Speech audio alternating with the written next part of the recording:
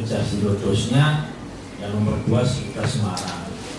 Nah, dibandingkan dengan Semarang, kita datang dari Kemenkes dan WHO, ya nilainya nggak beda jauh. Di Semarangnya juga jengkel, ini berbus yang pelosok. Laporan kan akhirnya nomor macam-macam lapor PSP. Tapi kalau jangan hanya sekedar tensi sama gula darahnya itu paling bawah. Ada puskesmas yang meriksa 17.000 orang, yang diperiksa lembek, terus baru makan orang dewasa. Dan jangan melonda sampai tua sekarang makannya bubur baik. Ya enak kok ya. Ini juga 18 yang tidak sesuai. Kan berarti ada yang tidak pas. Nah ini cobalah mari kita benerin bareng-bareng. Ya, nah, saya kan tidak minta jenengan sendiri, saya juga memoninya, saya dudukan dengan kampusnya. Ya semua, orang dokternya, orang perawat, orang bidane, main obat ya. Kan saya juga gila orang waras. Engkau sore tekanin pemain jenengan lo periksane. Jadi nggak usah pusing kalau saya kasih antibiotik engkau uangnya orang waras. Ya akhirnya di pemikiran kita bahwa sadar itu kalau nggak dikasih antibiotik pasti nggak berhenti. Malah ada yang ngasih, saya lihat tuh ada satu puskesmas ada beberapa itu yang nggak ngasih oralit. Aneh kamu saya. Jadi mikirnya orang meja itu kalau kasih antibiotik, padahal bukan yang disebabkan oleh infeksi bakteri. Oralitnya nggak dikasih, sini nggak dikasih, ibunya nggak dikasih, ibunya nggak mengajar dulu diimbangi bareng rumah. Ya mungkin dia ibunya pinter, bisa sendiri. Sampaikan kurang lebihnya saya maaf. Saya akhiri, wassalamualaikum warahmatullahi wabarakatuh. Untuk menurut WHO tahun 2024 dan diare merupakan penyebab kematian nomor 3 pada balita di Bapak Ibu. Penyakit diare merupakan penyakit endemis yang berpotensi menimbulkan KLB dan masih menjadi penyumbang angka kematian di Indonesia, terutama pada balita. Menurut survei kesehatan Indonesia sendiri pada tahun 2023, prevalensi diare bulan sebesar 10,9%. Dan prevalensi terendah pada kelompok umur 4 teman-teman puskesmas banyak yang belum jalan di laporan jajarannya nih. Jadi mungkin ini juga bisa menyumbang ke peningkatan hukuman di Brebes kalau itu. Berarti secara ya mulai dari lingkungannya nggak bagus, dari perilakunya nggak bagus. Barangkali coba Mbak itu tanya Mbak oke langsung Mbak.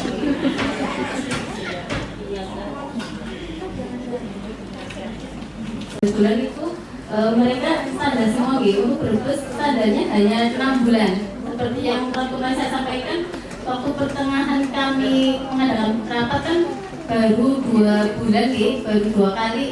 Terus sampai akhir tahun ternyata Brebes hanya 6 bulan tata laksana sesuai standarnya. Jadi yang 6 bulan itu dianggap Brebes belum memenuhi standar waktu tahun 2025. Dan ketika tahun 2026 Brebes alhamdulillah sudah hampir ini nih standar semua dari 7 bulan itu. Jadi dari Januari sampai bulan ke-7 itu sudah memasuki ini peringkat ke-6. Lumayan luar biasa nih peningkatannya.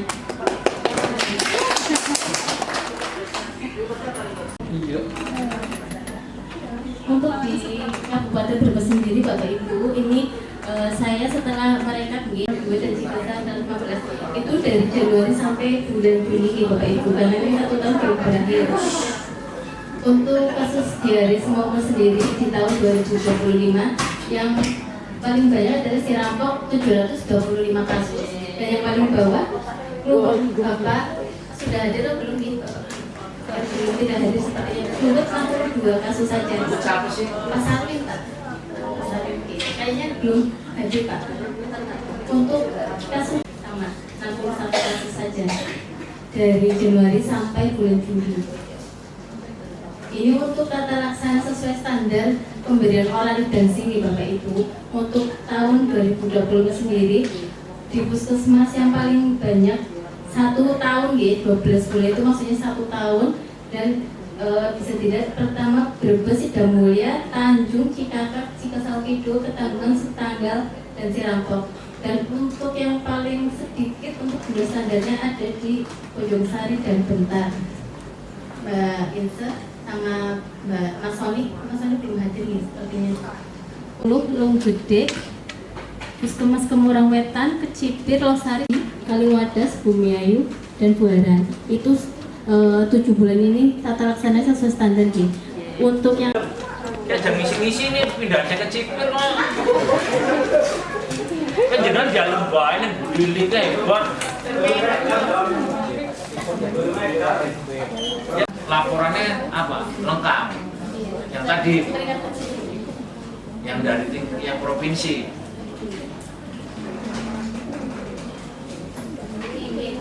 Nah ini saya minta ya kayak di SKDR. Kalau SKDR ini sudah 2 tahun berturut-turut. Ini ya kalau tahun 2025 itu satu-satunya kabupaten kota seprovinsi yang tepat kelengkapan dan ketepatan. Ya, cuma 1 Brebes. Segitu hebatnya aja kalau menurut saya itu tuh cuma baru kuantitas. Belum menentukan kualitasnya. Ya, ini juga saya minta teman-teman. Nih kita udah bagus tuh, udah peringkat 29. Nah ini paling enggak kita sampai Desember itu ya semua puskesmas harus di laporan sesuai dengan bulannya. Jadi jangan telat. Tolong Mbak Gita dibikin nanya Mbak Ida dibikin bulanannya. Yang belum siapa. Jadi jangan tanggal misalnya tipnya tanggal 5 jangan 5 belum. Jadi dari 3 hari sebelumnya udah di share tuh di grup. Nanti saya ngeliat di situ. udah sering Pak, Bisa melihat itu yang belum laporan mana. standar kayak gitu Pak. Ya pokoknya ini cita-citanya bareng-bareng loh, oke, sampai hari 2026 itu harus karena itu bareng-barengnya. Ya dari dinas juga saya harus kayak gitu. Ya jadi kalau nanti saya ke puskesmas ya berarti bukan marahin jenengan, tapi ya kasarannya pengen ngomongi kampus lah. Tapi kan orang ya pas kalau misalnya langsung ngomongin kampusnya kan saya nyari alasannya kan ya itulah nanti kan ujung-ujungnya kampusnya tak ngomong juga. Kayak kemarin saya datang juga tuh ke Pemaron sama mana ya saya nanya untuk pneumonia sama enggak, itu saya ngomong juga langsung ke kampusnya. Selain dari Silabuk juga standarnya 12 bulan juga dengan kandungan juga tadi tertinggi. Untuk kasus tifoid semua umur di tahun 2025, jadi barang juga menduduki peringkat pertama 458 kasus, dan yang PCP nomor 2 427, dan untuk Indonesia sendiri 36 Untuk kasus tifoid semua umur di tahun 2026 yang tertinggi ada di Puskesmas Tanggal 353 kasus dan Puskesmas Kesal Kidul 352, dan untuk masing program diare 2 puskesmas dan tifoid 2 puskesmas Bapak Ibu. Untuk pelaporan di tahun 2025 pastinya nggih, karena tahun 2026 kan sebelum selesai nggih ini. Untuk pelaporan diare terbaik yang tadi bisa dilihat di layar kaca, yakni ada Puskesmas Jatibarang dan Puskesmas Sirampok Monggo. Terakhir. Ini dari mana?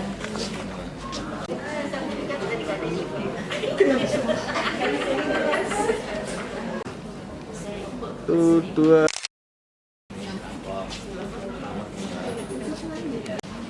Makan kayak. Mempersiapkan paparannya untuk efektivitas waktu, saya mulai dulu ya, Bapak Ibu. Jadi alhamdulillah hari ini saya mewakili teman-teman ya untuk berbagi bagaimana program tifoid di Kecipir. Kelihatannya itu paparannya bagus, tapi jangan tertipu di awal gitu kayak tadi kan Pak Dr. Adi itu kan kelihatannya keren, padahal itu cuma 3 lembar. Soalnya mungkin kurang bijaksana kalau saya terlalu panjang juga, ngapain sih ngomong apa gitu ya. Jadi saya hanya sedikit berbagi kenapa di Kecipir itu tifoidnya itu bisa laporannya itu banyak dan mungkin lengkap ya dari 1 sampai terakhir. Tifoid itu sebetulnya belum maksimal, sangat belum maksimal ya, karena ini data saya sampai tahun tahun 2025 itu baru dari dalam gedung, apalagi kalau luar gedungnya itu bagus, mungkin bisa di atas 700 atau 1000. Ini saya baru dari dalam gedung pun sudah banyak. Jadi, dan puskesmas Kecipir itu bukan puskesmas yang luas ya, kita hanya punya 6 desa dengan 30.000 penduduk. Dibandingkan dengan yang lain kayak Tanggungan kan sampai 60.000, Wanasari dan lain-lain. Kecipir dengan 30.000 penduduk dengan 6 wilayah kerja bisa jadi yang pertama dan jumlahnya banyak. Berarti harusnya yang lain lebih banyak mungkin kalau mau dijalankan programnya benar-benar. Nah, sebetulnya sumber data laporan tipoid di Kecipir itu dari pasien dalam gedung saja. Saya dari Puskesmas Sirapo. Izinkan saya untuk memaparkan laporan saya selama 1 tahun kebelakang.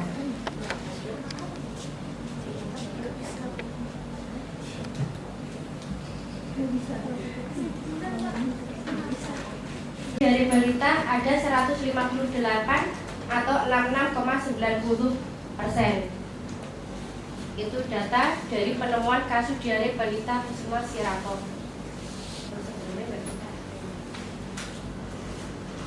Ini yang cakupan penemuan kasus diare semua umur tahun 2025. Yang terbanyak ada di bulan November 10,9%. Yang ungu itu cakupan pemberian obat semua umur, yang oranye itu 0, yaitu cakupan pemberian zinc atau oralit saja. Lanjut. Dari mana data itu saya dapat? Yang pertama, saya dapat pasien diare dewasa itu di Poli Rawat Jalan atau klaster 1. Yang kedua, pasien diare anak di Poli Rawat Jalan klaster 2. Biasanya itu saya dapat dari MTBS.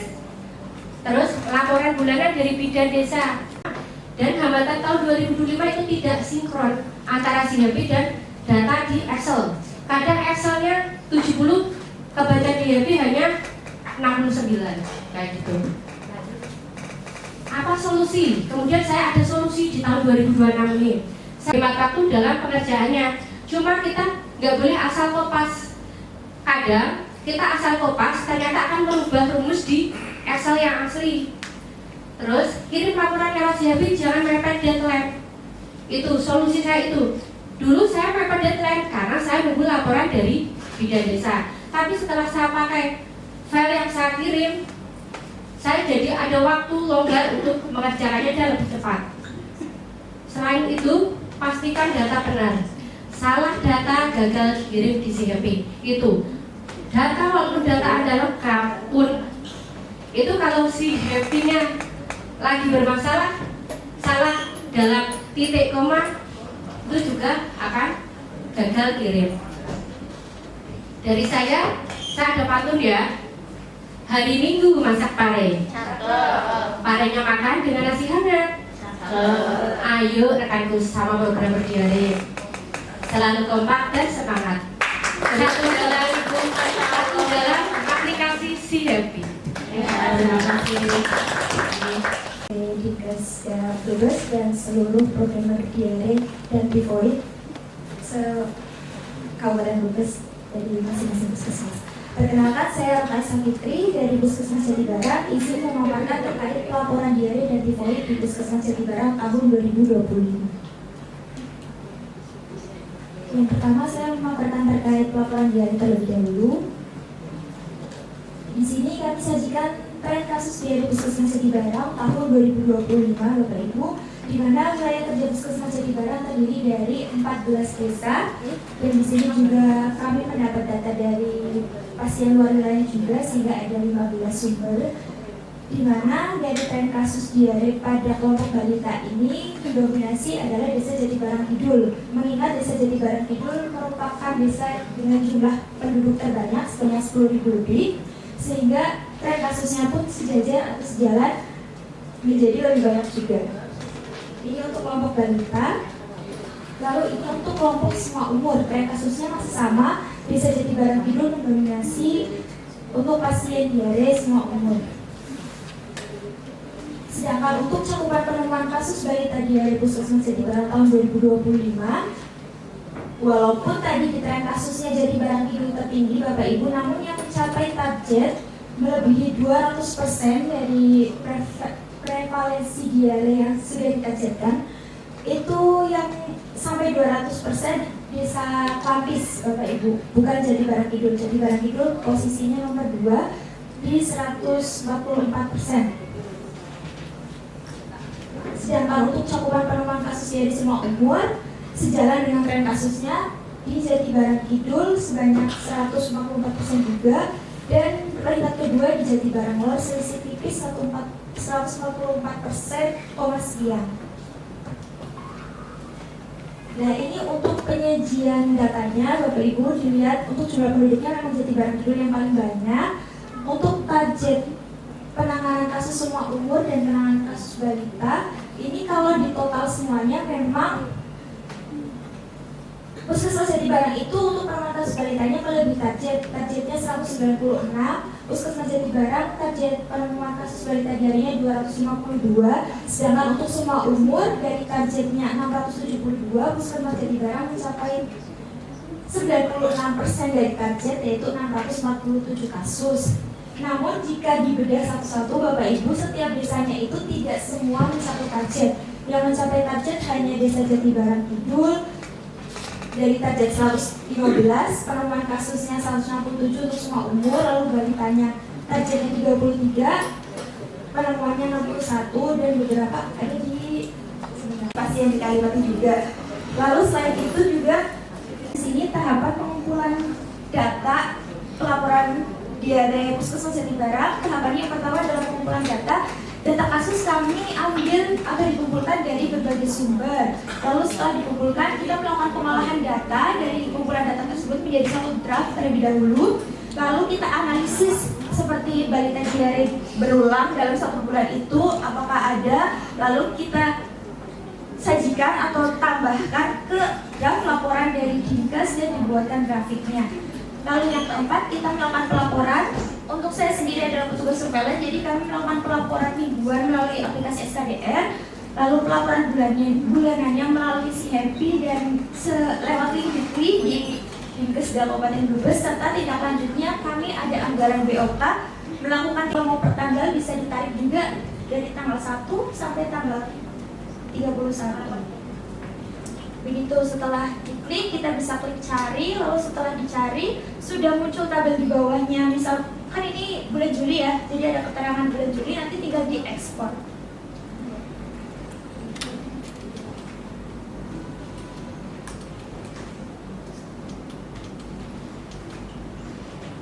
Nah, ini tampilan kalau sudah diekspor dari aplikasi Puskesmas nih Bapak Ibu. Nah, nanti di sini tinggal bisa difilter.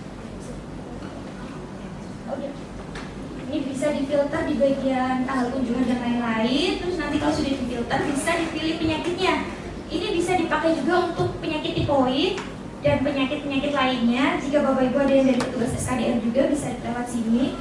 Kalau yang diare pakai kode A09, pilih yang diare. Kalau ada dysentery juga bisa dimasukkan di Bapak Ibu. Terus mungkin hanya ada yang kosong 1 atau 2 data saja. Nah, ini kalau tampilan yang mau pelaporan ke form laporan bulanan, dan tingkat akurasi datanya cukup tinggi ya Bapak Ibu karena ada validasi dari laboratorium. Lalu untuk perbandingannya, pasien tipoid di Puskesmas Jatibarang sebanyak 52% ini berasal dari rawat inap dan 48%-nya dari pasien rawat jalan. Untuk dengan tingkat kesembuhan sebanyak kalau 98 pasien tadi 100% sembuh tanpa fatalitas. Lalu untuk rentang usia pasien tipoid di Puskesmas Jatibarang untuk balita itu di bawah 1 tahun hingga di bawah 5 tahun itu sebanyak 16, ada penurunan signifikan dan ada kenaikan tapi tidak melebihi bulan Juni. Lalu ini untuk pembagian kasus per semesternya, untuk semester 1 64,6% kasus, arus balik 296 kasus, dan semester 2-nya 35,4% atau sebanyak 162 kasus. Di mana kasus paling banyak itu di triwulan 2 April hingga Juni. Bisa contohnya kayak Puskesmas Kesambi, waktu itu untuk pelaporan sendiri itu teman-teman mau menggunakan link sendiri. Jadi ada pelaporan link sendiri dan dibuatkan grup khusus untuk jejaring. Mungkin bisa bekerja sama dengan petugas surveillance juga. Kadang kan petugas surveillance juga memerlukan jejaring juga data dari jejaring. Nah, apa saja yang diperlukan untuk pelaporan Bapak Ibu bisa dibuatkan link di situ. Ataupun kalau manual bisa jadi kayak umpan balik gitu loh Mbak. Jadi misalnya luar wilayah dari mana tadi banyak diabaikan karena itu menurut masih bukan pasien saya seperti itu. Kembalikan Mbak. Gitu kembalikan Mas. Ya, jadi seperti tadi jadi barang itu terbukti nggih pasien untuk di luar wilayah itu bisa meningkatkan cakupan kita pelaporan dari puskesmas tersebut itu. Untuk yang kedua, semua pasien balita diare supaya diberikan oral dan singgi. Untuk kemarin ada yang mungkin salah klik atau memang tidak diberikan oral atau salah satunya nih. Mungkin seperti kemarin Ibu Endang yang dari Tanjung, menurut Bu Endang itu semuanya sudah sesuai tata laksana standar. Tapi kenapa waktu bulan Juni itu tidak standar? Ternyata setelah saya cek itu ada satu pasien balita yang tidak mendapatkan salah satunya. Jadi penggunaan antibiotiknya sampai 50 itu kan berarti bertanya disenternya misalnya hanya ada 2. Sedangkan antibiotiknya 50, otomatis kan tidak speknya dan dilaporkan ke saya nih. Betul, banyak kemarin ada atau belum. Tapi kemarin saya asal jawab saja sudah nih. Maksudnya daripada saya juga harus yang BP-nya juga kan kurang tahu. Jadi saya jawab sudah. Tapi mohon kedepannya nih Bapak Ibu untuk program kita bareng-bareng nih Bapak Ibu. Dari tadi yang paparan juga sudah cukup bagus, sangat memotivasi teman-teman semua. Negara nanti kalau ada anggarannya Mas. Bisa